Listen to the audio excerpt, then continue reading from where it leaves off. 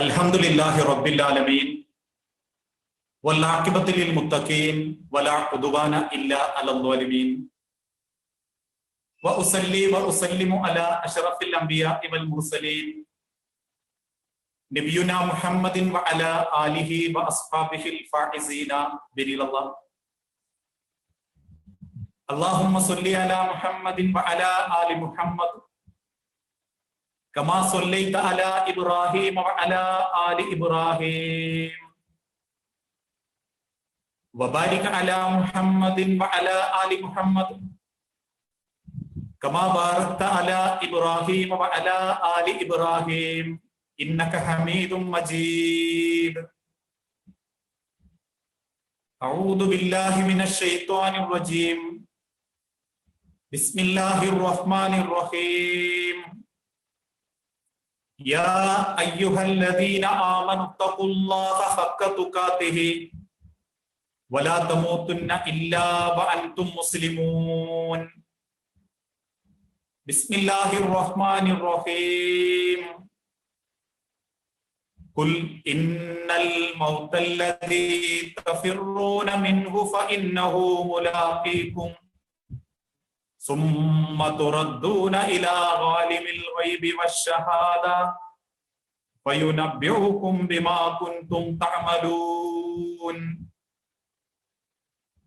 റബ്ബി ഇശ്റഹ് ലി സുദ്രി വയസ്സിർ ലി അംരി.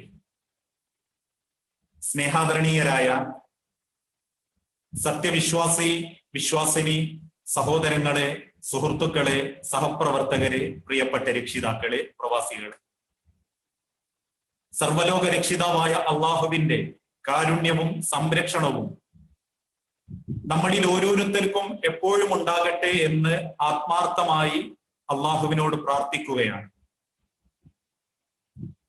അള്ളാഹുവിന്റെ വിധിവിലക്കുകളും പ്രവാചകൻ സല്ലല്ലാഹു അലൈഹി വസല്ലമ പഠിപ്പിച്ചു തന്ന മാർഗങ്ങളും സ്വന്തം ജീവിതത്തിന്റെ എല്ലാ രംഗത്തും സൂക്ഷ്മതയോടെ സ്വീകരിക്കണമേ എന്ന് ആദ്യമായി ഉണർത്തുകയാണ്, ഉപദേശിക്കുകയാണ്. ഒരു മടക്കയാത്രക്ക് ഒരുങ്ങുക. ആ യാത്രക്ക് എന്തുണ്ട് നമ്മളുടെ കയ്യിൽ ബാക്കിയായത്,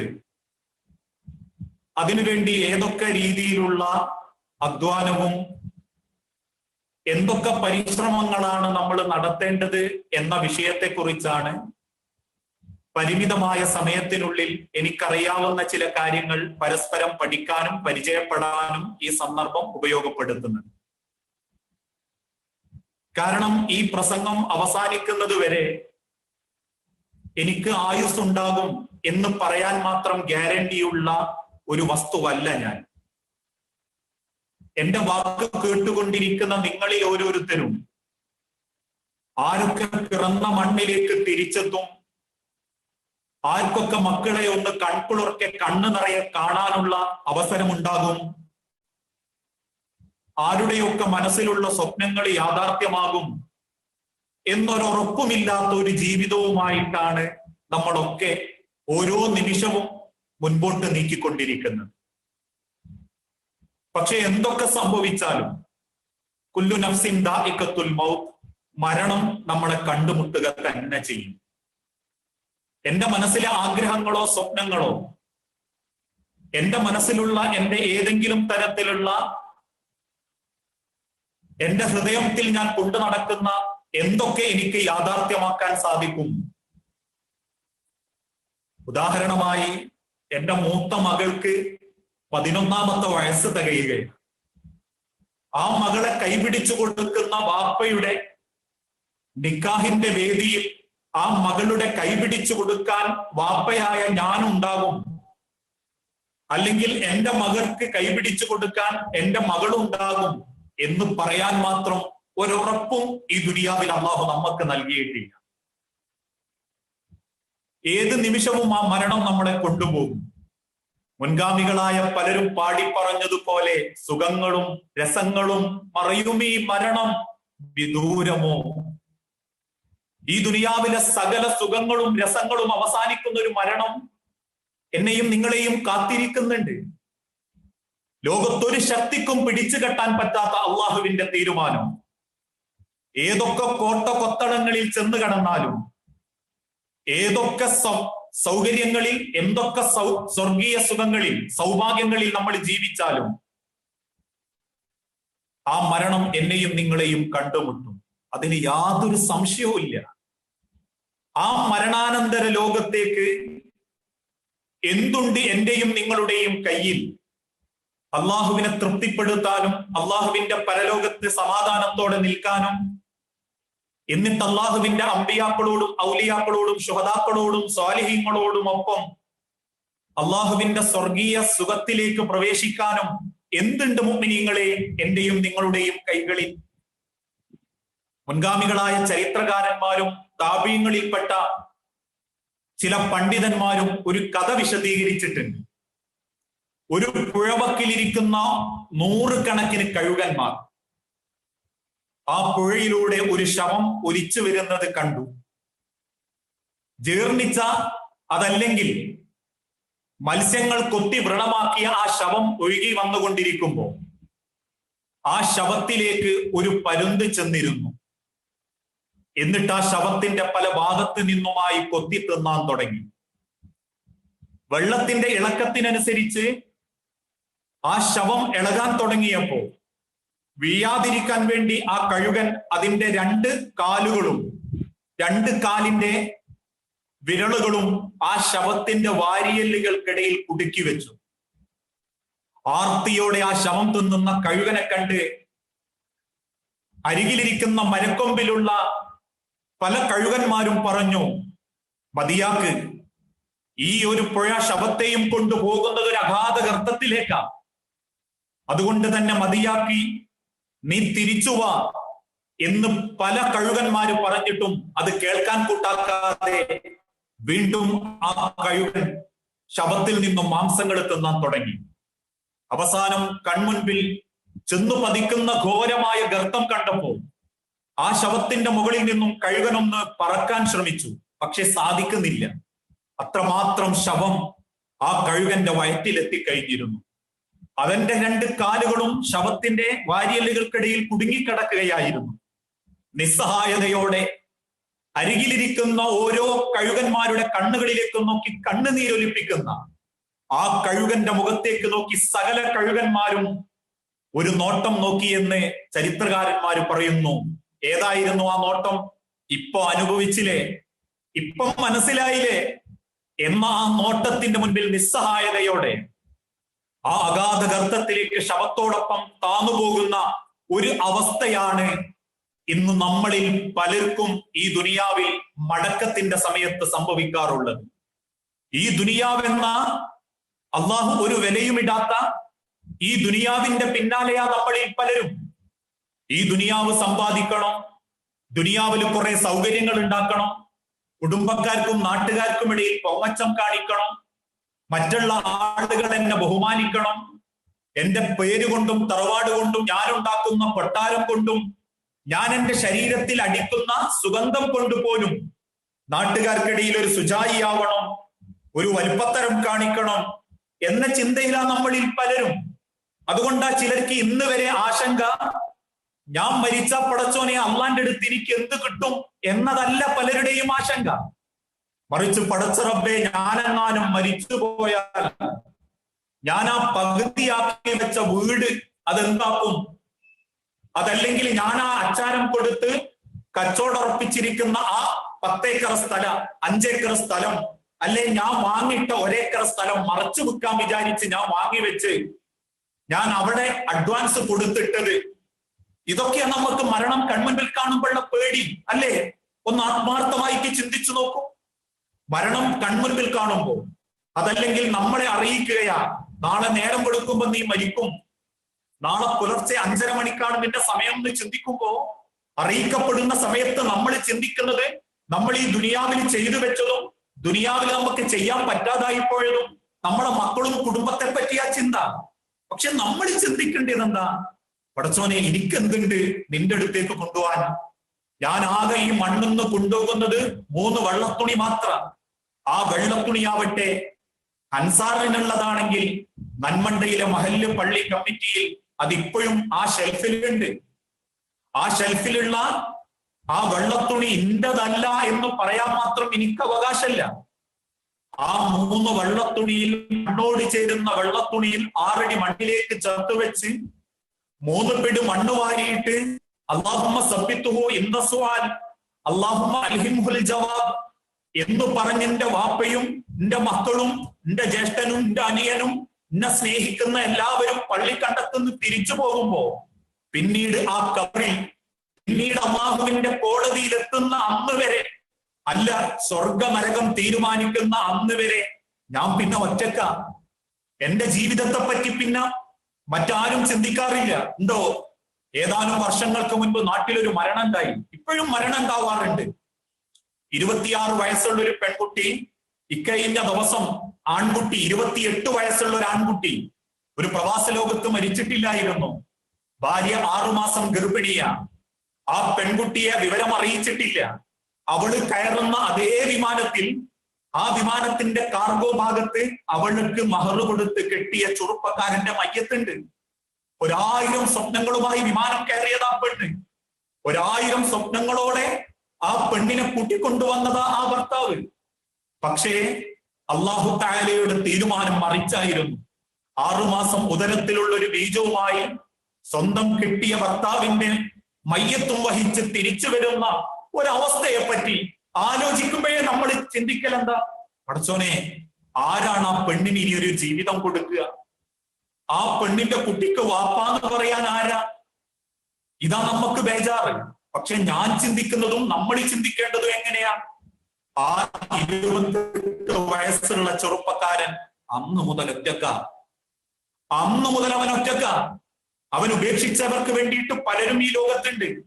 ഞാനാ മരിക്കുന്നതെങ്കിൽ എന്റെ മക്കൾക്ക് നാട്ടുകാരൊരുമിക്കും, എന്റെ മക്കൾക്ക് യത്തീംഖാനകൾ ഉണ്ടാവും, എന്റെ ഭാര്യയ്ക്ക് ഏതെങ്കിലും തരത്തിൽ സഹായം ചെയ്യാൻ നാട്ടിൽ ഏതൊക്കെ ആളുകളുടെ പേരിന്റെ ലിസ്റ്റിലും വാപ്പ മരിച്ചോയോ ഭർത്താവ് മരിച്ചോയോ എന്റെ ഭാര്യയ്ക്ക് 1ാമത്തെ സ്ഥാനം ഉണ്ടാവും.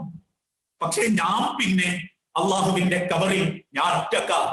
എന്റെ അമലുകളുമായി ഞാൻ അള്ളാഹിനെ കണ്ടുമുട്ടാൻ കാത്തിരിക്കുന്ന സമയമാണ്.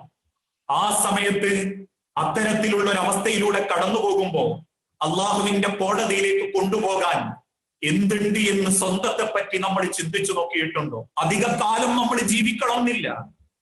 തുച്ഛമായ ലോകത്ത് തുച്ഛമായ കാലത്തേക്കാണ് നമ്മൾ ജീവിച്ചതെങ്കിലും എന്തുണ്ട് മുഅ്മിനീങ്ങളെ നമുക്ക് അള്ളാന്റെ അടുത്തേക്ക് കൊണ്ടുപോകാൻ? ചിലര് സങ്കടം പറയാറുണ്ട്, എന്റെ മക്കൾക്ക് ഒന്നും ഉണ്ടാക്കി കൊടുക്കാൻ എന്നെ കൊണ്ട് പറ്റിയില്ല. ഇതാ ചിലർക്ക് സങ്കടം. എനിക്കെന്തെങ്കിലും ഉണ്ടാക്കിയോ എന്നുള്ളതല്ല, എന്റെ മക്കൾക്കൊന്നും ഉണ്ടാക്കി കൊടുക്കാൻ എന്നെ കൊണ്ട് പറ്റിയില്ല. മറ്റു ചില രക്ഷിതാക്കൾ പറയും ഇപ്പൊ ഒക്കെ റാഹത്ത. അതെന്താ? ഞാൻ ഗൾഫ് മതിയാക്കാൻ പോവാണ്. എന്തേ? 2 പെൺകുട്ടികളും ഒരു ആൺകുട്ടിയും എനിക്കുണ്ട്.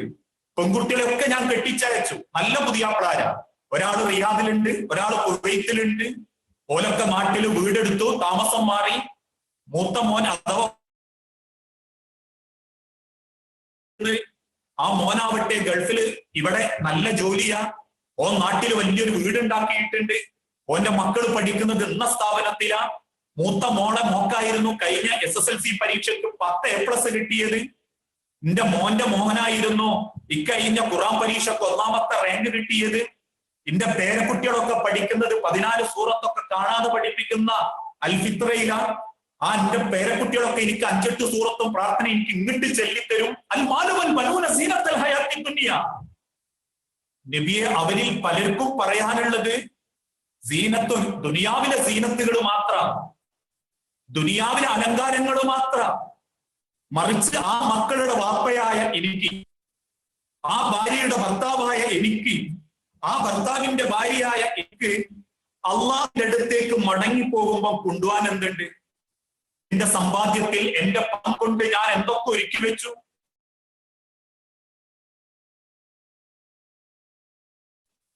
അള്ളാഹ് നൽകുന്ന കണ്ടുകിടന്ന ഈ പകരം വെക്കാനില്ലാത്ത അനുഗ്രഹം കൊണ്ട് എന്റെ ആഹാരത്തിലേക്ക് എനിക്ക് എന്ത് കൊണ്ടുപോകാൻ പറ്റി? ഈ നാവെന്ന എല്ലില്ലാത്ത അവസ്ഥയെ കൊണ്ട് എന്തിനിക്ക് അള്ളാന്റെ സ്വർഗത്തിലേക്ക് കൊണ്ടുപോകാനുണ്ട്? ഓരോരുത്തരും അള്ളാഹ് തന്ന ഓരോ അനുഗ്രഹങ്ങളും കൺമുൻപിൽ വെച്ച് ചിന്തിച്ചു നോക്കൂ. കൈവിരലുകളാണെങ്കിലും കാൽവിരലുകളാണെങ്കിലും ആമാശയമെന്ന നമ്മളുടെ ദഹന പ്രക്രിയയാണെങ്കിലും തലമുടിയാണെങ്കിലും കണ്ണാണെങ്കിലും ചെവിയാണെങ്കിലും പണമാണെങ്കിലും നമ്മളുടെ ഓരോ സെക്കൻഡുകളും അള്ളാന്റെ അടുത്തേക്ക് കൊണ്ടുപോകാൻ, എന്ത് സമ്പാദിക്കാൻ നമ്മളെ കൊണ്ട് സാധിച്ചു എന്ന് ചിന്തിച്ചു നോക്കിയിട്ടുണ്ടോ?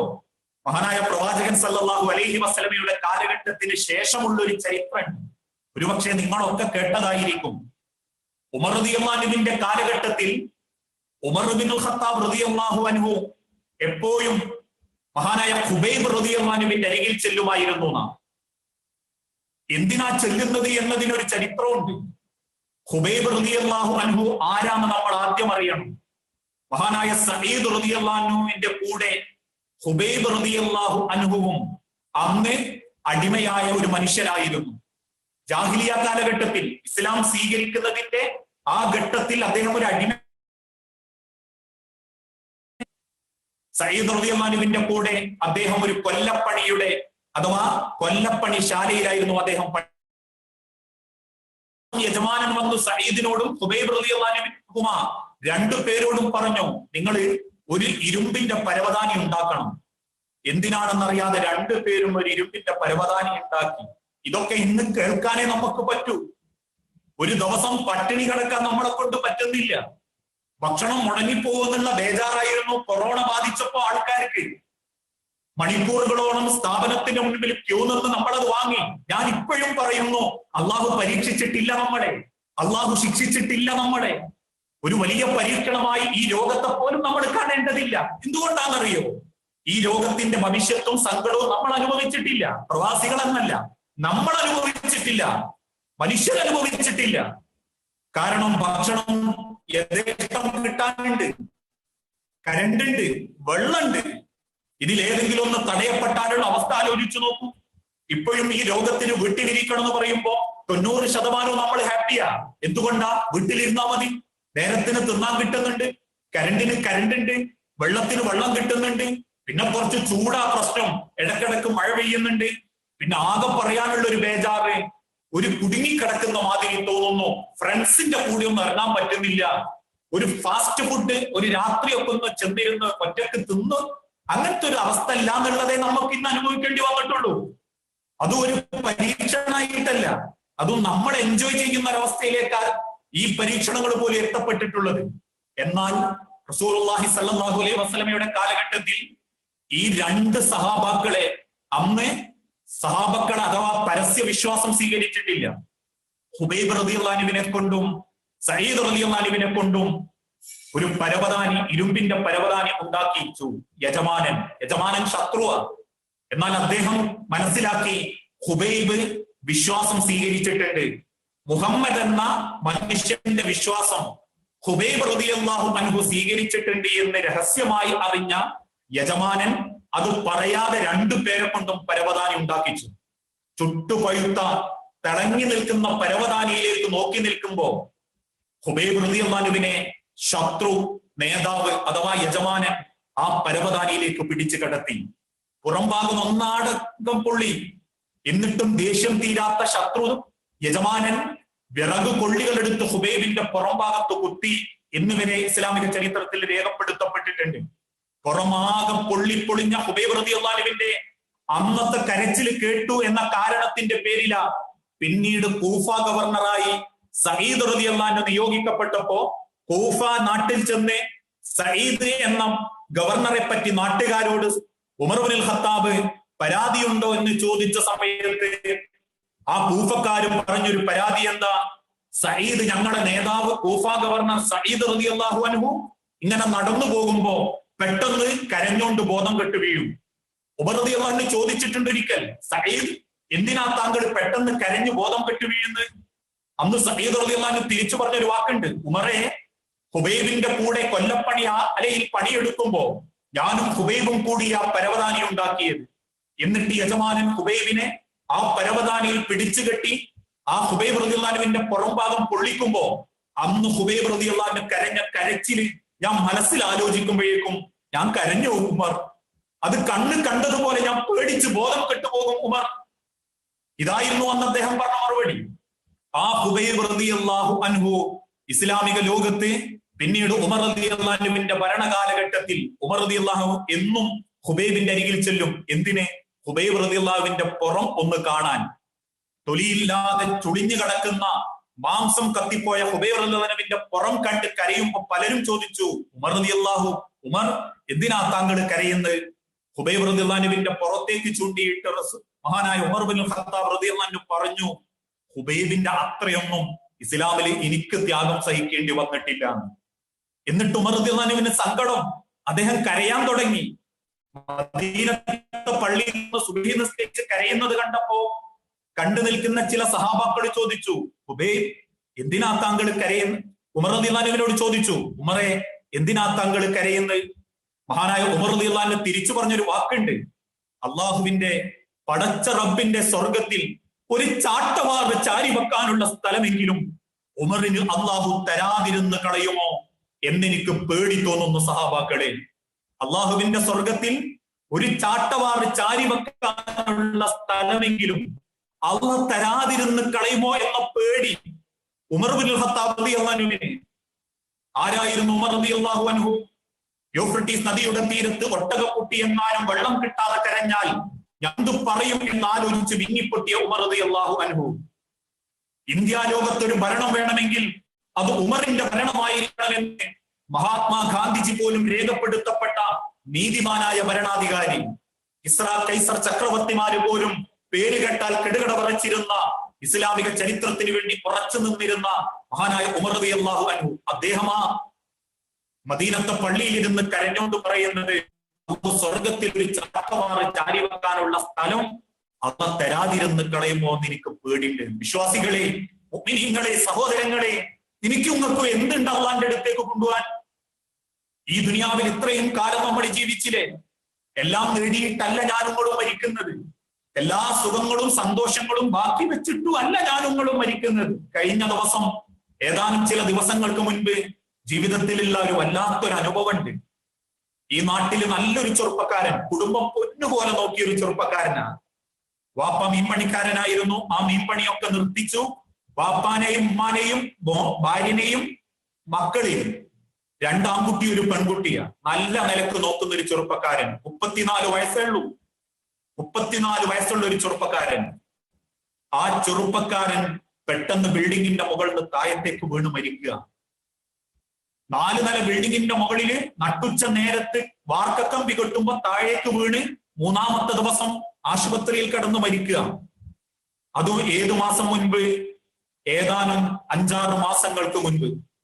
അവസാനം അവന്റെ മയ്യത്തൊക്കെ മറമാടി. ഇക്കഴിഞ്ഞ ദിവസം, ഇക്കഴിഞ്ഞ ഒരാഴ്ചകൾക്ക് മുൻപ് ആ ചെറുപ്പക്കാരന്റെ പിതാവിനെ കണ്ടുമുട്ടേണ്ടി വന്നു. ആ പിതാവ് കൈ പിടിച്ച് സമാധാനത്തോടെ സംസാരിച്ചു പോകുമ്പോ ഒരു ലോക്യം ചോദിക്കുന്ന നിലക്ക് ഞാൻ ചോദിച്ചു, എന്തൊക്കെയാ വിശേഷം? ആ വല്യുപ്പ പറഞ്ഞൊരു വാക്കുണ്ട്, റാഹത്താണ് ഉസ്താദെ, സമാധാനമാണ് ഉസ്താദെ. പിന്നെ മോന്റെ മക്കളെ കാണുമ്പോ ചിലപ്പോ ഒന്ന് കണ്ണ് നിറയുന്നു.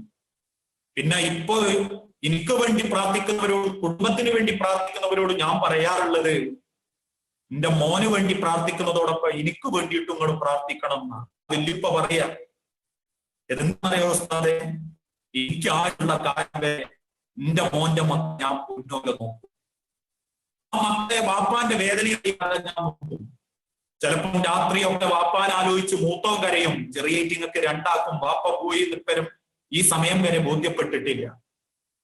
എന്നാലും മൂത്തവും കരയുമ്പം ചിലപ്പോ ഉള്ളൊന്ന് പടയും. സഹോദരങ്ങളെ, ഇത്രയുള്ളൂ ഞാനുങ്ങളും,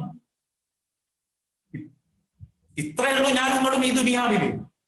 ഏത് നിമിഷവും അള്ള തിരിച്ചു വിളിച്ചാ മടങ്ങിപ്പോകേണ്ടിയ, ഏത് നിമിഷത്തിലും അള്ളാന്റെ അടുത്തേക്ക് തിരിച്ചു പോകേണ്ടിയ അള്ളാഹുവിന്റെ സൃഷ്ടികളായ നമ്മളെ മനസ്സ് കണ്ടിട്ടല്ല.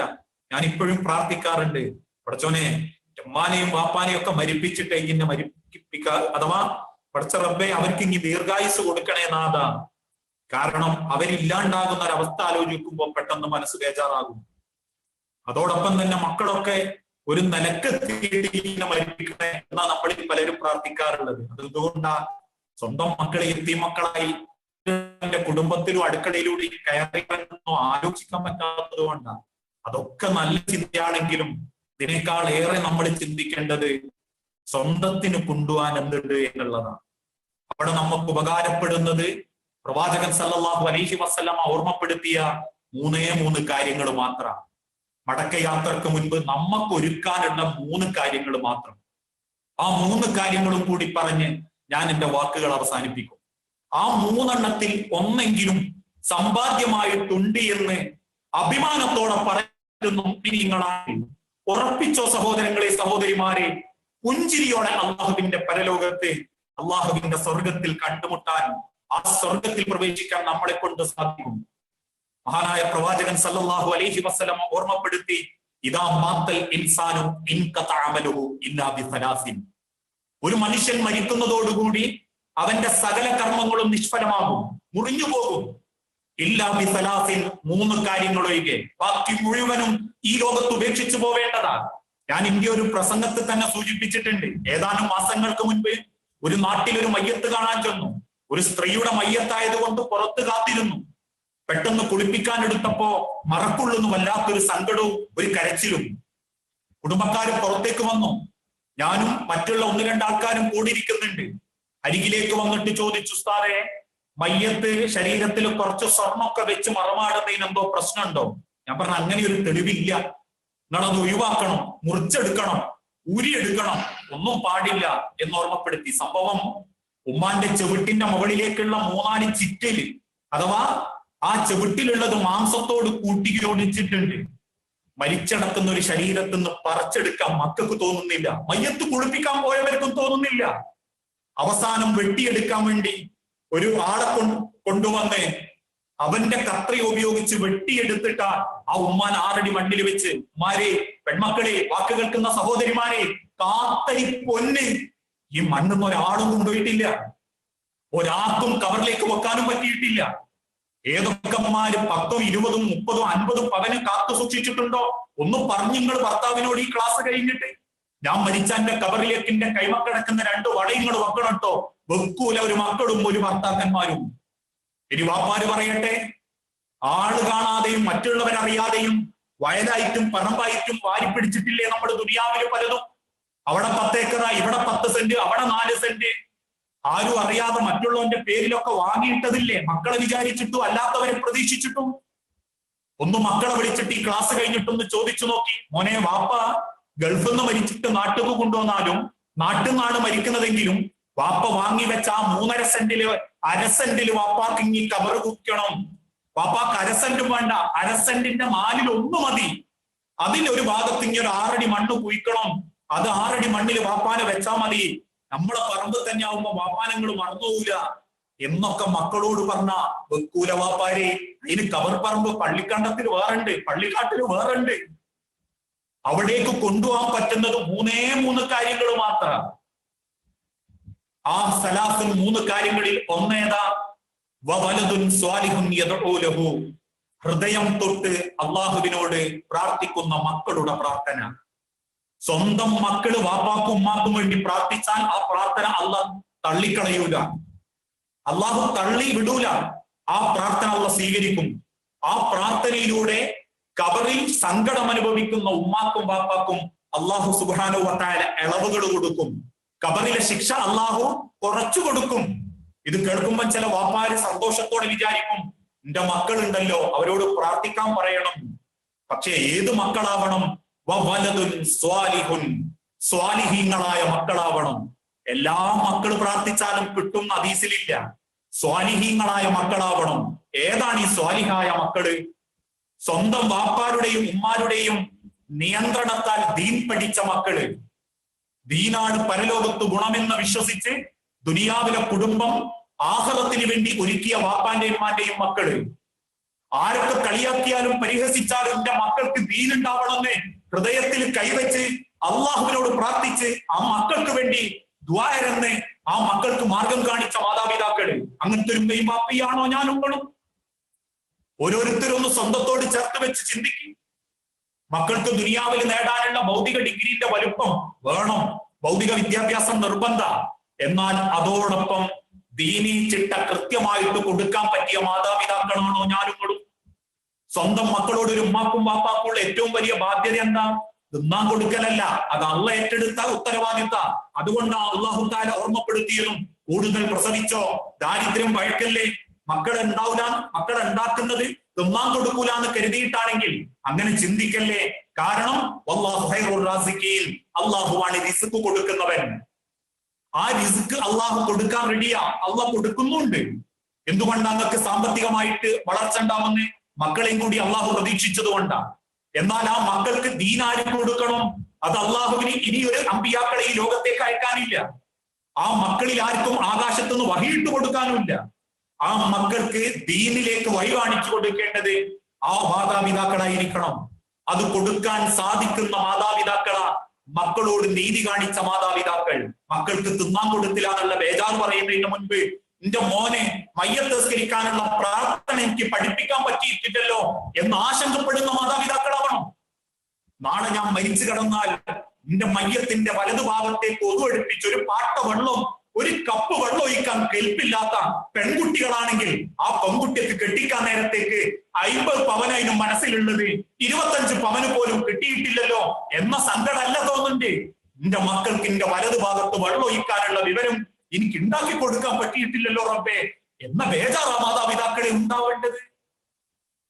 ആ ബേജാറിൽ നിന്നാണ് നമ്മളെ മക്കൾ ഉപകാരപ്പെടുന്നത്. ആ മക്കൾ മരിച്ചാലും മാതാപിതാക്കളെ ഓർക്കും, അള്ളാഹുവേ എന്റെ വാപ്പ എന്റെ ഉമ്മ അന്ന് എന്നെ അങ്ങനെ നടത്തിയത് കൊണ്ടാ എനിക്ക് ഈ ദീനൊക്കെ ഉണ്ടായത് കേട്ടോ എന്ന് ചിന്തിക്കാൻ പറ്റും. ഒരു കുടുംബാണോ നന്നാവുന്നത്? അല്ല. എന്റെ ഭാര്യ നന്നായ എന്റെ മക്കൾ നന്നാവും, ഞാൻ നന്നാവും, എന്റെ കുടുംബം തലമുറകൾ നന്നാവും, എന്റെ ഉമ്മാക്കും വാപ്പാക്കും എന്റെ ഭാര്യന്റെ അവൾക്കുണ്ടാകുന്ന ദീന് സന്തോഷം ഉണ്ടാക്കും. എത്ര ആളുകളാ അതുകൊണ്ട് നന്നാവുക? ചിലര് ചോദിക്കാറില്ലേ, വീട്ടിലേക്ക് വരുന്ന എന്തെങ്കിലും വീട്ടിൽ വൃത്തികേടുകൾ ചെയ്യുമ്പോൾ ചില വാപ്പാര് മരക്കളോട് ചോദിക്കും, ഇതൊക്കെ എന്റെ അമ്മയും വാപ്പയും പഠിപ്പിച്ചതാണോ? ഇതൊക്കെ എന്റെ വാപ്പ പഠിപ്പിച്ചതാണോ? ഇത് ഭർത്താക്കന്മാരോടും ചോദിക്കാറില്ലേ, ഇതൊക്കെയാണോ നിങ്ങളുടെ അമ്മയും വാപ്പയും നിങ്ങളെ പഠിപ്പിച്ചത്? അപ്പം മാതാപിതാക്കൾ നന്നാകുമ്പോഴേ മക്കള് നന്നാവുന്നുള്ളൂ. മാതാപിതാക്കൾ നന്നായി മക്കളെ മതബോധത്തിൽ മുൻപോട്ട് കൊണ്ടുപോയാൽ ആ മക്കള് മരിക്കുന്നത് വരെ ഹൃദയം തൊട്ട് പ്രാർത്ഥിക്കുക, അള്ളാഹുവേ ഞാൻ ഇങ്ങനെ നന്നാവാനും ഒരു ദീനീ ചിട്ടയിലൊക്കെ ആവാനുള്ള കാരണം എന്റെ ഉമ്മയും വാപ്പയും ആയതുകൊണ്ട് അവർക്ക് ഇനി ബർക്കത്ത് കൊടുക്കണേ നാഥ, അവരെ കബറിൽ ഇനി വിശാലത കൊടുക്കണേ റബ്ബേ. എന്തെങ്കിലും തെറ്റുകുറ്റങ്ങൾ ആ സാധുക്കൾക്ക് സംഭവിച്ചു പോയിട്ടുണ്ടെങ്കിൽ അവരോട് നീ മാപ്പ് കൊടുക്കണേ നാഥ എന്ന് ഒരു മക്കള് ആ വാപ്പാക്കും ഉമ്മാക്കും വേണ്ടി പ്രാർത്ഥിച്ചാൽ മരണാനന്തര ലോകത്ത് കബറില് നമുക്ക് രക്ഷക്കുള്ള ഒന്നാമത്തെ വാതിലാണ്. മരണത്തിന്റെ മുൻപ് നമുക്ക് ഒരുക്കാനുള്ള ഏറ്റവും വലിയ, അതിനൊരു ചെലവുമില്ല, അതിനൊരു ചെലവുമില്ല മക്കളെ നന്നാക്കുന്നതിന്. ഒരു നല്ല നെയ്യത്തോടു കൂടി മുൻപോട്ട് പോയാൽ മതി, അതിനുവേണ്ടി ഒന്ന് ഒരുങ്ങിയാൽ മതി. മാതാപിതാക്കള് മക്കൾക്ക് വേണ്ടി പ്രാർത്ഥിച്ച ആ പ്രാർത്ഥന ഉള്ള വേഗം കേൾക്കുന്നതാണ്. ചിലർ ഉസ്താദുമാരെ വിളിച്ചിട്ട് പറയലില്ലേ, ഉസ്താദെ എന്റെ മോന് വേണ്ടി മോക്ക് വേണ്ടി ദ്വാരക്കണം. എന്നാൽ അതിനേക്കാളേറെ അള്ളാഹു സ്വീകരിക്കുന്ന പ്രാർത്ഥന ആരുടേതാണ്? മാതാപിതാക്കളുടേത്. ആ പ്രാർത്ഥനയിലൂടെ ആത്മാർത്ഥമായി പ്രാർത്ഥിക്കണം. പടച്ചോനെ എനിക്ക് എന്തില്ലെങ്കിലും, ഞാൻ കണ്ടിട്ടുണ്ട് അങ്ങനെ ഒരു ഉമ്മാനെ, മദ്രസയിൽ 10ാം ക്ലാസ് ഉണ്ടോ എന്ന് അന്വേഷിച്ചു വന്ന് ഇല്ലാതാണ് ഉമ്മ കരയ. ഞാൻ ചോദിച്ചു എന്താ കാരണം? 10ാം ക്ലാസ്സും വേണം, 11ാം ക്ലാസ്സും വേണം, +1 വേണം, കെട്ടിക്കുന്നത് വരെ വേണം. കാരണം എന്റെ മോള് മറ്റൊരു വീട്ടിൽ ചെന്നിട്ട് ആ വീട്ടിൽ കണ്ണീരാണെങ്കിൽ, പറയിപ്പിക്കുന്ന പെണ്ണാണെങ്കിൽ ഉമ്മയായ ഞാനും അള്ളാന്റെ നരകത്തിലാ. ആ പേടി അമ്മക്ക്. എന്നിട്ട് ആ ഉമ്മ പറയാ, എന്ത് ഡിഗ്രി എന്റെ മോക്ക് കിട്ടിയിട്ടില്ലെങ്കിലും കെട്ടിയോന്റെ പൊരയില് കുടുംബത്തെ സ്നേഹിച്ച് നിൽക്കാൻ പറ്റുന്ന ഒരു വിവരം ഉണ്ടായാൽ മതി. അത് ഉമ്മാര് മാത്രമല്ല, ആൺകുട്ടികളെ പറ്റിയിട്ട് ചിന്തിക്കുന്ന വാപ്പാരും ഉമ്മാരും ഉണ്ട്. എന്റെ മോൻ എന്തില്ലെങ്കിലും നല്ലൊരു ദീനുണ്ട മോനായാൽ മതി. ആ മോന് ഞാൻ കണ്ടിട്ടുണ്ട് പലരെയും പ്രസംഗിക്കാനൊക്കെ പോകുമ്പോ ചില വാപ്പാര് പറയും, ഖിറാഅത്ത് ഓതിയത് എന്റെ മോനാണ് കേട്ടോ. ആ സമയത്ത് അവരെ മുഖത്തുണ്ടാകുന്ന സന്തോഷം ആഹത്തിലേക്ക് കൊണ്ടുപോകാനുണ്ട് എന്നുള്ള പുതിയ ആരെങ്കിലും ഈ ദുനിയാവിൽ പറയുന്ന മോൻ ആ റിയാലിറ്റി ഷോ പങ്കെടുത്ത് ആ പാട്ട് പാടി എന്റെ കുട്ടിയാട്ടോ.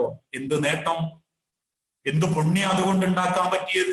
അതുകൊണ്ട് സ്വന്തം മക്കളെ ആഹാരത്തിന് വേണ്ടി ഒരുക്കുന്ന മാതാപിതാക്കളായാൽ മരണത്തിന്റെ മുൻപ് ഒന്നാമത്തെ വിഭവം നമുക്ക് ഉണ്ടാക്കാൻ പറ്റും. രണ്ടാമത്തത് സ്വതക്കത്തുൽ ജാരിയ, ഒഴുകുന്ന ദാനധർമ്മം, നിലനിൽക്കുന്ന ദാനധർമ്മം. നമ്മളെ പണം കൊണ്ട് നമ്മളെ ആഹാരത്തിന് വേണ്ടി, കബറിന് വേണ്ടി നമ്മൾ ചെലവാക്കുന്നത് എന്തും നമുക്ക് ഉപകാരപ്പെടുന്നതാണ്. പക്ഷെ ഇന്നും പണം സമ്പാദിക്കാനേ നമ്മൾ പഠിച്ചിട്ടുള്ളൂ. കൊടുക്കുക എന്ന് പറഞ്ഞാൽ അതൊരു ഈമാൻ തന്നെയാണ്. അതെല്ലാവർക്കും ഉണ്ടായിക്കൊള്ളണമെന്നില്ല. ഇസ്ലാഹി പ്രവർത്തകന്മാർക്കൊക്കെ ദാനധർമ്മത്തിന്റെ ഈമാൻ ഉണ്ടാകും എന്ന് വിശ്വസിക്കാൻ എനിക്ക് പറ്റൂല. കാരണം കൊടുക്കാൻ മനസ്സുണ്ടാവല് ഈമാനിന്റെ, ഹൃദയത്തിന്റെ ഈമാനിന്റെ കണിക ഉറച്ചോന് മാത്രമേ കൊടുക്കാൻ പറ്റൂ. അല്ലാത്ത ബേജാറാവും, കൊടുക്കണോ കൊടുക്കണ്ടേ.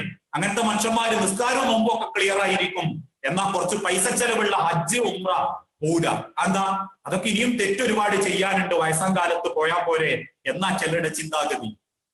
അവനാന്റെ സ്വത്തുനിന്ന് കുറച്ച് പണം കൊടുക്കുക എന്നുള്ളത് ഈമാനുള്ളവർക്കേ നടക്കൂ. കൊടുക്കാൻ മനസ്സുണ്ടാവില്ലേ, ഈമാന്റെ ഭാഗ. കൊടുക്കാൻ മനസ്സുണ്ടാവുക, കൊടുക്കുന്നവരുണ്ട്. ഇപ്പോഴും ഞാൻ ചിന്തിക്കാറുണ്ട്, ഒരു ആവശ്യം പറഞ്ഞാൽ പലരും പണം തരും. അവനാന്റെ സ്വത്തുനിന്ന് അവരധ്വാനിച്ച് കണ്ടെത്തിയെന്ന്, അവരെ ടെൻഷനും സങ്കടവും സഹിച്ച് അവരുടെ സമ്പാദ്യത്തിൽ നിന്ന്, അവരുടെ കച്ചവടത്തിൽ നിന്ന് അവര് തരും. ഞാനിത് വെറുതെ പറയുന്നല്ല. ഒരു ജീവിതത്തിൽ ഒരിക്കലേ ഞാൻ വിദേശത്തേക്ക് ഒരു കാര്യത്തിന് വേണ്ടിയിട്ട് പോയിട്ടുള്ള, ഒരു പള്ളിയുടെ ആവശ്യത്തിന് വേണ്ടിയിട്ട്. അന്ന് ഞാൻ കണ്ടിട്ടുണ്ട്, ചെല്ലുന്ന മലയാളികളൊക്കെ കാണുന്നത് ഒരു കൂട്ടരെ തന്നെയാണ്. ഈ ആഴ്ച ഒരാളെ കാണും, മറ്റന്നാൾ വേറൊരുത്തരെ കാണും. കാരണം ഓരോരുത്തരിങ്ങനെ അടിക്കടിക്ക് വരും. ഒരാളെയും മുഷിപ്പിക്കാതെ ഉള്ളത് കൊടുത്ത് അവരുടെ സന്തോഷവും ആഹാരവും പ്രതീക്ഷിക്കുന്ന ഒരുപാട് ആളുകൾക്ക് കൊടുക്കാനുള്ള മനസ്സുണ്ട്. ആ കൊടുക്കാനുള്ള ഒരു മനസ്സിന്റെ ഉടമയിൽ പെടുവോ ഞാനുങ്ങളും?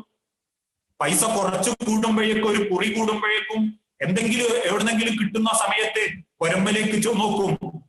ഉള്ളതൊന്ന് പൊളിച്ചിട്ട് നമ്മൾ മൊസൈക്കുള്ള തറ പൊളിച്ച് ഇറ്റാലിയൻ മാർബിൾ ആക്കും. വാഹനം ആളുകൾക്കിടയിൽ പവർ കാണിക്കാൻ പറ്റുന്ന കോലത്തിലേക്ക് എടുക്കും. എന്തിനേറെ ഉപയോഗിക്കുന്ന മൊബൈൽ ഫോൺ പോലും സ്റ്റാറ്റസിനും പൊങ്ങച്ചത്തിനും വേണ്ടി ഉപയോഗിക്കുന്നവരായി മാറും. ഒന്ന് ഹൃദയത്തോട് കൈവച്ച് ചിന്തിച്ചു നോക്കി. ഇക്കണ്ട കാലഘട്ടത്തിന്റെ ഇടക്ക് അള്ളാഹുവിന്റെ മാർഗത്തിൽ നമ്മൾ കൊടുത്ത പണം എത്രയാണ്? നാട്ടിലെ സകല പള്ളിയും അറബികൾ ഉണ്ടാക്കിയതാ, വിദേശത്ത് ജോലി ചെയ്യുന്ന ആളുകൾ തന്നതാ. നാട്ടിൽ മദ്രസ ഒന്ന് പുനർനിർമ്മിക്കണോ, പിരിവാറിനെ ഗൾഫൊക്കെ വിടും. ചിലര് കൊടുക്കാൻ തയ്യാറാകും, ചിലര് കൊടുക്കുന്നുണ്ട്. കേരളത്തിൽ ഒരു വഖഫ് സ്വത്തുണ്ട്, വഖഫ് മന്ത്രി ഉണ്ട്, കോടിക്കണക്കിന് വഖഫ് സ്വത്തുണ്ട്. ഇത് എവിടുന്ന് വന്നതാ? ആഹാരം പ്രതീക്ഷിച്ച മുൻഗാമികൾ എഴുതി കൊടുത്തതാ, ആകാശത്തുനിന്ന് അന്നിട്ട് കൊടുത്തതല്ല. ഞാൻ കുറ്റപ്പെടുത്തുകയാണെന്ന് കരുതരുത് കേട്ടോ. ഞാൻ സ്വയം ചിന്തിക്കാൻ വേണ്ടി പറയാ. എന്തുണ്ട് അള്ളാന്റെ മാർഗത്തിൽ നമ്മൾ കൊടുത്ത, നമ്മളെ പണം കൊണ്ട് മുടക്കിയ ഒരു മുതല്, നമ്മൾ മുടക്കിയ ഒരു മുതല്. നമ്മൾ വസ്ത്രം ഒന്നും ഉഷാറാക്കുക ആഴ്ചക്ക്, നമ്മളെ പവർനാ. മൊബൈല് മാറ്റി നമ്മളെ സ്റ്റൈലിനാണ്. നമുക്ക് ഇഷ്ടമുള്ളത് പലതും കണ്ടു. 150 റീചാർജ് ചെയ്തു, 250 അല്ലെങ്കിൽ 50 ദീനാറ് അല്ലെങ്കിൽ 50 റിയാല് അവിടെ കൊടുത്തു, ഇവിടെ കൊടുത്തു, വാരി വലിച്ചു തിന്നു. അള്ളാഹുവിന്റെ തിരുദൂതൻ പറഞ്ഞല്ലോ, നീ തിന്നതും നീ ധരിച്ചതും നീ കുടിച്ചതും ഒക്കെ എനക്കുണ്ട്, അത് കിട്ടി. പക്ഷെ അതുകൊണ്ട് ആഖിറത്തിലേക്ക് എന്ത് കിട്ടി? ആ ഒരു ചിന്തയാണ് വിശ്വാസികൾക്ക് ഉണ്ടാവേണ്ടത്. അള്ളാന്റെ മാർഗത്തിൽ ചെലവാക്കാൻ സഹാബാക്കൾക്ക് ഒന്നുമില്ല. ഉള്ളവരോ അബൂബക്കർ സിദ്ദീഖ് റളിയല്ലാഹു അൻഹു മക്കയിൽ കോടീശ്വരനാണ്. മദീനയിൽ വന്ന് മരിക്കാൻ നേരത്ത് മദീനയിലെ ദരിദ്രരാണ്. മദീനത്തെ പള്ളിയിൽ പട്ടിണി കിടക്കുകയാണ് പ്രവാചകൻ സല്ലല്ലാഹു അലൈഹി വസല്ലമ തങ്ങൾ. മഹാനായ തിരുദൂതന്റെ പ്രിയപ്പെട്ട സഹാബി അബൂബക്കർ സിദ്ദീഖ് റളിയല്ലാഹു അൻഹു. ഒന്ന് ആലോചിച്ചു നോക്കൂ, കോടിക്കണക്കിനുള്ള സ്വത്തുക്കള് ഇസ്ലാമിന് കൊടുത്ത് അവസാനം മക്കയിലെ മദീനയിലെ പള്ളിയിൽ പട്ടിണി കൊണ്ട് ഉറക്കം വരാതെ തിരിഞ്ഞും മറിഞ്ഞു കിടക്കുന്ന സിദ്ദീഖുൽ അക്ബർ റളിയല്ലാഹു അൻഹുവിനെ ചിന്തിക്കാൻ പറ്റും നമുക്ക്? നമ്മൾ മുഴുവനും കൊടുക്കണ്ട, 2.5% സക്കാത്തായിട്ട് അള്ളാഹ് ചോദിച്ചു. സ്വതക്കയായിട്ട് കുറച്ചുകൂടി കൊടുക്കണം എന്ന് പറഞ്ഞു. നമ്മൾ സക്കാത്തും സ്വതക്കയും കൂടി ഒക്കെ ഒന്ന് കൽപ്പിലാക്കിയിട്ട് കുറച്ച് അവിടെ ഇവിടെ കൊടുത്ത് തീർക്കും. കൊടുക്കുക എന്ന് പറഞ്ഞാലേ ശരീരത്തുമ്പോ ഒരു കഷണം ഇറച്ചി അരിഞ്ഞു കൊടുക്കുന്ന മാതിരിയാ. ചിലർക്ക് കൈമന്ന് ഒരു 5 റുപ്യ കൊടുക്കുക എന്ന് പറഞ്ഞാൽ കൊടുത്തു കൂടിപ്പോയോ എന്നുള്ള ബേജാറേ ഉള്ളൂ, കുറഞ്ഞു പോയോ എന്നുള്ള ആശങ്കയല്ല, കൂടിപ്പോയോ എന്നുള്ള ബേജാറ്. അതുകൊണ്ട് സ്വന്തത്തോടൊന്ന് ചിന്തിച്ചു നോക്കി. നമ്മളെ സ്വത്തുനിന്ന് നമ്മളെ ആഹാരം വെളിവാകാൻ, നമ്മുടെ കബറിലേക്ക് മരിച്ചാലും കൂലി കിട്ടാൻ എന്തുണ്ട്? ഞാൻ പറയും, വിശ്വസിക്കുന്നു, എന്റെ നാട്ടിലെ പള്ളി അല്ലെങ്കിൽ പല നാട്ടിലെയും പള്ളി ആ നാട്ടിലുള്ള കബറിലുള്ള ആളുകൾക്ക് ഉപകാരപ്പെടാത്തതാണ്. കാരണം ആ പള്ളിയൊക്കെ ഉണ്ടാക്കിയത് വേറെ ഏതോ നാട്ടുകാരാണ്. അതുകൊണ്ട് തന്നെ സ്വതക്കത്തും ജാരിയ എന്തെങ്കിലുമൊക്കെ ഒന്ന് അവനാന്റെ മുതലോണ്ട് കണ്ടെത്തണം. പൈസ മുഴുവനും വാരിക്കോരി ചെലവാക്കാനല്ല, അള്ളാഹ്ക്ക് എന്തൊക്കെ കൊടുത്തു എന്നുള്ളതിൽ ഒരു ഉത്തരം ഉണ്ടെങ്കിൽ മനസ്സിലുണ്ടാവണം. മൂന്നാമതായി ഉപകാരപ്പെടുന്ന അറിവ്. എത്രയോ അറിവ്, സ്വാലിഹത്തായ സ്വഹീഹായ അറിവ് ഇന്ത്യകളെ മനസ്സിലുണ്ട്. പക്ഷെ അതൊന്നും ചിലർക്ക് ഇങ്ങോട്ട് ഉപയോഗിക്കാൻ പറ്റുന്നില്ല. സ്വന്തം വീട്ടിലെ പെണ്ണിനോട് പോലും പറയാൻ പറ്റുന്നില്ല. ഞാൻ പഠിച്ചിട്ടുണ്ട്, സ്ത്രീകൾ തല മറച്ചിട്ടേ പുറത്തിറങ്ങാൻ പാടുള്ളൂ. എന്നാൽ എന്റെ വീട്ടിൽ നിന്ന് ഇറങ്ങിപ്പോകുന്ന എന്റെ ഭാര്യ കല്യാണപ്പുരയിൽ തലമ്മ തട്ടിട്ട് പോകുന്ന പെണ്ണാണെങ്കിൽ ആ അറിവുകൊണ്ട് എന്ത് ഗുണം എനിക്കുണ്ടായത്? എന്റെ സ്വന്തം വീട്ടിലെ പെണ്ണിനെ പോലും ദീൻ പഠിപ്പിക്കാൻ പറ്റാത്ത വിവരം കെട്ടവനായി മാറിയില്ലേ ഞാൻ? അതല്ലെങ്കിൽ എനിക്ക് ഒരുപാട് അറിവുണ്ട്. ഞാൻ ഖുർആൻ ക്ലാസ്സിലും ഇങ്ങനത്തെ പരിപാടികളിലൊക്കെ പങ്കെടുക്കുമ്പോ എനിക്ക് നല്ലോണം പ്രസംഗം കേട്ടിട്ട് വിവരമുണ്ട്. പക്ഷെ അതുമായിട്ട് ജീവിതത്തിന് ഒരു ബന്ധം ഉണ്ടാവില്ല. സ്വന്തം വീട്ടിലൊരു ബന്ധം ഉണ്ടാവില്ല. മാതാപിതാക്കൾ വരെ ഇസ്ലാമിൽ മാമൂലില്ല, നാട്ടാചാരല്ല. എന്നാൽ മാമൂൽ ഇല്ലാത്തതിന്റെ പേരിൽ മക്കളായിട്ട് പണങ്ങിയ വാപ്പയമ്മയുണ്ട്. മാമൂല് നടപ്പിലാക്കാത്തതിന്റെ പേരിൽ കല്യാണത്തിന്റെ പിറ്റേന്ന് തക്കാരം, തലേന്ന് അവസാന തക്കാരം, മൈലാഞ്ചി തക്കാരം ഇത് നടത്താത്തതിന്റെ പേരിൽ മക്കളായിട്ട് പണങ്ങുന്ന വാപ്പാലുമാരുണ്ട്, വാപ്പയമ്മയായിട്ട് പണങ്ങുന്ന മക്കളും ഉണ്ട്. അപ്പൊ ദീനെ അറിഞ്ഞാൽ ആ സത്യം മറ്റൊരാൾക്ക് അറിയിച്ചു കൊടുക്കുമ്പോഴേ അതിനൊരു വില ഉണ്ടാവും. ഞാൻ എന്തുകൊണ്ട് അങ്ങക്ക് അറിയിച്ചു തരുന്നേ? 6-7 കൊല്ലം നിങ്ങളെ പണം കൊണ്ട് ജീവിച്ചോനാ ഞാൻ. അതിന്റെ ബാധ്യതയാ. എടവണ്ണ ജാമിഅ നദവിയിൽ സ്വലാഹിയ ബിരുദെടുക്കുന്ന സമയം വരെ ₹1 ഞാൻ ആ സ്ഥാപനത്തിന് കൊടുക്കേണ്ടി വന്നിട്ടില്ല. എനിക്ക് ഭക്ഷണം ഫ്രീയാ, എനിക്ക് ജീവിത സൗകര്യം, താമസ സൗകര്യം ഫ്രീയാ. അത് ഇതുപോലെ നിങ്ങളിൽ പലരും കൊടുത്ത പണമാണ്. അതുകൊണ്ട് തന്നെ ഞാൻ കിട്ടിയ അറിവ് മറ്റൊരാൾക്ക് അറിയിച്ചു കൊടുക്കലിന്റെ ബാധ്യതയാണ്. അതുകൊണ്ടാ യാത്രകൾ ചെയ്തിട്ടും അല്ലാതെയും ഈ നൽകുന്ന ഉപദേശങ്ങൾ പോലും ഒന്നും പ്രതീക്ഷിച്ചിട്ടല്ല, ഒന്നും ആഗ്രഹിക്കുകയും ചെയ്യുന്നില്ല. കാരണം ലോകത്തിന്റെ റബ്ബിന്റെ വിശുദ്ധ ഖുർആൻ ആയതുകൊണ്ടാ സമൂഹം കേൾക്കുന്നത്. ഇതിന്റെ പവർ കൊണ്ട്, പ്രാസംഗികന്മാരുടെ വയലിന്റെ പവർ കൊണ്ട് അല്ല, പറയുന്നത് ഹക്കായതുകൊണ്ടാ, അള്ളാന്റെ കലാമായതുകൊണ്ടാ. അങ്ങനെ പ്രാധാന്യം കൊടുക്കാവൂ. വാക്കുകൾക്കാണ് വില, പറയുന്നവരെക്കാൾ വാക്കുകൾക്കാണ് വില. ആ വാക്കുകൾ പറഞ്ഞു കൊടുക്കാൻ മടി കാണിക്കരുത്. വീട്ടിലാണോ, സമൂഹത്തിലാണോ, കുടുംബത്തിലാണോ പറഞ്ഞു കൊടുക്കണം. എന്നെ പഠിപ്പിച്ച അധ്യാപകന്മാരിൽ പലരും മരിച്ചു പോയിട്ടുണ്ട്. പക്ഷെ ഞാൻ പ്രസംഗിക്കുമ്പോഴും കൂലി പോലെ കബറിലേക്ക് പോകുന്നുണ്ട്. ഈ ക്ലാസ്സിനെ സംഘടിപ്പിക്കാൻ വിളിച്ചത് റിയാദ് ഇസ്ലാഹി സെന്ററിൽ ഭാരവാഹികളാണ്. ആരൊക്കെയാണോ ഇതിനെ വിളിച്ചത്, ആ വിളിച്ച ആളുകൾക്ക് ഇതുകൊണ്ട് ആരെങ്കിലും നന്നായി ആ കൂലി കിട്ടുന്നുണ്ട്. എനിക്ക് കിട്ടുന്നത് പോലെ എന്റെ അമ്മാക്കും പാപ്പാക്കും. കാരണം അവരെന്നെ എങ്ങനെയാക്കിയത്. ഇങ്ങനെ ഓരോരുത്തരും ആലോചിച്ചു നോക്കൂ. ഒരു സുഹൃത്തിനെ കൂട്ടിക്കൊണ്ടുവരികയാണ് ഈ സദസ്സിലേക്ക്, ഈ ക്ലാസ്സിലേക്ക്. ഈ അതിൽ ഷെയർ ചെയ്യണം, ഈ അതിലൊന്ന് അക്സെപ്റ്റ് ചെയ്ത് കൂടെ കൂടണം. എനിക്ക് ഉപകാരം ഉണ്ടാവും. എന്റെ ആ പ്രസംഗം ഞാൻ എനിക്ക് അയച്ചിട്ടുണ്ട്. എന്നോട് എന്റെ സുഹൃത്താണ് നീയെങ്കിൽ, എന്നെ സ്നേഹിക്കുന്ന സുഹൃത്താണ് നീയെങ്കിൽ ആ 3.5 മിനിറ്റ് 4 മിനിറ്റുള്ള ഈ ഒന്ന് കേൾക്കണം. നമ്മൾ ഇപ്പോഴും ഉണ്ട് ഒരുപാട് കുടുംബങ്ങളിൽ ഇപ്പോഴും ഖുറാഫാത്ത് ചെയ്യുന്നവര്. വാപ്പ ഭയങ്കര ആദർശവാദിയാ. ഖുറാഫാത്തില്ല, മൗലൂദില്ല, റാത്തീബില്ല, ബിദ്അത്തുകളൊന്നുമില്ല. എന്നാ മോന്റെ ഓളോ സകല എല്ലാ ഏർപ്പാടുകളും ഉണ്ടാവും. ഞാൻ കുറ്റം പറയല്ല കേട്ടോ. കാരണം എന്താ, മോന്റെ ഓളെ കെട്ടിയത് ഖുറാഫാത്ത് എന്നാ. മാറ്റണം എന്നൊക്കെ വിചാരിച്ചു. ഇതുവരെ ഒരു വാക്ക് അറിയാൻ വാപ്പാർക്ക് പറ്റിയിട്ടില്ല, അമ്മാർക്കും പറ്റിയിട്ടില്ല. ഓളെ വാപ്പാന്റെ ആട്ടുണ്ടോ ഓള് പോകും, മൗലൂദുണ്ടോ അവള് പോകും, നമ്മളെ മോനും പോകും, ഭക്ഷണം കഴിക്കും, എല്ലാ നേർച്ചയിലും പങ്കെടുക്കും, അജ്മീരും നാഗൂരും മുത്തുപ്പേട്ടയും ഒക്കെ പോകും. അവിടുന്നൊക്കെ മന്ത്രിച്ചൂതി കിട്ടുന്നത് ആരും അറിയാണ്ട് കെട്ടും. നമ്മളെ വീട്ടിന്റെ അകത്തളത്തിൽ ഇരിക്കുന്ന ആൾക്കാരെ വിശ്വാസമാണിത്. വെള്ളിയാഴ്ച കുത്തുബ കേട്ട് വന്ന നമുക്ക് ഇത് പറഞ്ഞു കൊടുക്കാൻ പറ്റുന്നില്ലെങ്കിൽ എന്തറിവാ നമ്മൾ സമൂഹത്തിന് അറിയിച്ചു കൊടുത്ത്? ദുനിയാവിൽ ഏറ്റവും നല്ല അറിവ് അള്ളാഹുവിന്റെ ദീൻ അറിവ്. നിങ്ങൾ അറിയിച്ചു കൊടുക്കുന്ന അറിവ് നിങ്ങളെപ്പോലെ അവൻ ചെയ്താൽ നിങ്ങൾക്കും അതിന്റെ കൂലിയുണ്ട്. അതുകൊണ്ട് സഹോദരങ്ങളെ, ഞാൻ അവസാനിപ്പിക്കുകയാണ്. മരണാനന്തര ലോകത്തേക്ക് ഒരു മടക്ക യാത്രക്ക് മുൻപ് സമ്പാദിക്കാൻ ഈ 3 എണ്ണം മാത്രമേ ഉള്ളൂ. ഏത് നിമിഷവും ആ മരണം നമ്മളെ തേടിയെത്തും. ഖബറിനെ മനസ്സിൽ ആലോചിച്ചിട്ടേ നമ്മൾ ജീവിക്കാവൂ.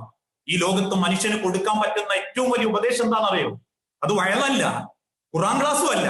മഹാനായ ഉമർ റളിയല്ലാഹു അൻഹു പറഞ്ഞൊരു വാക്കാ, ഖഫാ ബിൽ മൗതി വഇദ. മരണമാണ് ഏറ്റവും വലിയ ഉപദേശം. കാരണം ലോകം കായ്ക്കയിലിട്ട് ചവിട്ടി മതിച്ച പലരും ഇന്നും മണ്ണിന്റെ അടിയില. ആരും ഒന്നും കൊണ്ടുപോയിട്ടില്ല. സ്വേച്ഛാധിപത്യത്തിന്റെ അരങ്ങുവാന്ന ഹിറ്റ്ലർ മുതൽ രാജ്യത്തെ കൈവെള്ളയിലിട്ട് വർഗീയത കാണിച്ചിരുന്ന പലരും മണ്ണിന്റെ അടിയില. ഒരംഗബലം കൊണ്ടും സൈന്യബലം കൊണ്ടും മരണത്തെ തടഞ്ഞു നിർത്താൻ പറ്റിയിട്ടില്ലെങ്കിൽ ഈ പകർച്ചവ്യാധി എന്ന മഹാവ്യാധിക്ക് മുൻപിൽ പോലും പണമോ സൗകര്യമോ സമ്പത്തോ ഉപയോഗപ്പെടാതെ ആളുകൾ വെപ്രാളപ്പെടുന്നുണ്ടെങ്കിൽ മഹാനായ ഉമർ റളിയല്ലാഹു അൻഹുവിന്റെ വാക്ക് പറഞ്ഞ് ഞാൻ എന്റെ വാക്കുകൾ അവസാനിപ്പിക്കുകയാണ്. ഖഫാ ബിൽ മൗതി വഇദ. മരണമാണ് ഏറ്റവും വലിയ ഉപദേശി. ആ മരണത്തെക്കാളും വലിയൊരു ഉപദേശിയില്ല. ലോകത്ത് മരിച്ചു പോയവരെ നിങ്ങൾ ഓർക്കണം. വാപ്പ മുതൽ വല്യുപ്പമാര് മുതൽ ലോകം കായ്ക്കയിലിട്ട് ആഗ്രഹിച്ചും സ്വപ്നം കണ്ടും സമ്പാദിച്ചും ജീവിച്ച എല്ലാവരെയും നിങ്ങൾ ഓർക്കണം. അവരാരും ഒന്നും കൊണ്ടുപോയിട്ടില്ല.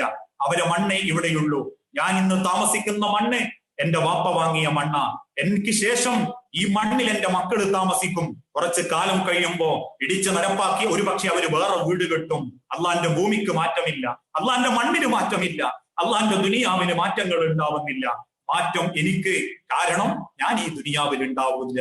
കുറച്ചു കാലം കഴിഞ്ഞാൽ ആ യാത്രക്ക് മുൻപ് ഒരുങ്ങട്ടെ നമ്മളുടെ മനസ്സും ശരീരവും. അതിനാണ് നമ്മളുടെ പരിശുദ്ധ റമദാൻ ഈ ഒരു നിർണായക ഘട്ടത്തിൽ പോലും നമ്മളിലേക്ക് വന്നത് എന്ന മനസ്സോടെ മാറാനും തിരുത്താനും ഹൃദയം കൊണ്ട് അള്ളാഹുവിലേക്ക് അടുക്കാനും നമുക്ക് സാധിക്കണം. മരണത്തെ ഓർക്കുന്നവരാകണം, മരണാനന്തര ലോകത്തിന് വേണ്ടി പ്രാർത്ഥിക്കുന്നവരാകണം. തഴവ കുഞ്ഞു മുഹമ്മദ് മുസ്ലിയാർ പാടിയതുപോലെ, കബറൊന്നു കേട്ടാൽ തൽക്ഷണം നീ ഞെട്ടേണ്ടതാ, അത് കാണുമ്പോൾ വാവിട്ടു നീ കരയേണ്ടതാ. മേടക്ക് പകരം മാളമാ സുബ്ഹാന, റബ്ബി അതിൽ കിടക്കേണ്ടതാണ് സുമാന. കാലങ്ങളോളം കിടക്കേണ്ട കബറെന്ന ലോകത്തെ വേദനാജനകമായ കബറായി മാറാതിരിക്കാൻ ഒരുങ്ങണം. നമ്മളുടെ കബറിലേക്ക് മാറണം നമ്മുടെ ജീവിതത്തിന്റെ ചിട്ടവട്ടങ്ങളിൽ. അള്ളാഹു അനുഗ്രഹിക്കുമാറാകട്ടെ. ഇന്ന് ലോകം പടർന്നു പിടിച്ചുകൊണ്ടിരിക്കുന്ന പകർച്ചവ്യാധിയിൽ നിന്ന് അള്ളാഹു ഈ ലോകത്തെ എളുപ്പത്തിൽ കാത്തുരക്ഷിച്ച് സമാധാനത്തിലേക്ക് എത്തിക്കുമാറാകട്ടെ. ഒരുപാട് സങ്കടം അനുഭവിക്കുന്നവർ ഈ ലോകത്തിന്റെ പല ഭാഗത്തുമുണ്ട് നാഥ. എല്ലാവർക്കും എല്ലാ കാര്യങ്ങളിലും ആശ്വാസവും സമാധാനവും ക്ഷമയും നൽകി സന്തോഷമുള്ള ഒരു ജീവിതം നീ പ്രദാനം ചെയ്യണമേ. അള്ളാഹുവേ, നിന്നിലാണ് നാഥ പ്രതീക്ഷ. മരണാനന്തര ലോകത്തേക്ക് എന്തൊക്കെയുണ്ടെന്ന് ആലോചിച്ചിട്ടൊരെത്തും പിടിയും കിട്ടുന്നില്ല നാഥ. എപ്പോഴും തിരിച്ചു പോയേക്കാവുന്ന ഈ മണ്ണിലുള്ള ഒരു യാത്രക്കിടയിൽ നീ തിരിച്ചു വിളിക്കുമ്പോ ആ യാത്ര അവസാനിപ്പിച്ച് നിന്നിലേക്ക് മടങ്ങുമ്പോ നിനക്ക് തൃപ്തിയുള്ള, ആഖിറത്തിൽ തൃപ്തി നേടാൻ പറ്റുന്ന അമലുകൾ കൂടുതലുള്ള മുഅ്മിനീങ്ങളുടെ, മുസ്ലിമീങ്ങളുടെ കൂട്ടത്തിൽ നീ ഞങ്ങളെ ഉൾപ്പെടുത്തി അനുഗ്രഹിക്കണമേ. റബ്ബനാ ആതിനാ ഫിദ്ദുനിയ ഹസന വഫിൽ ആഖിറതി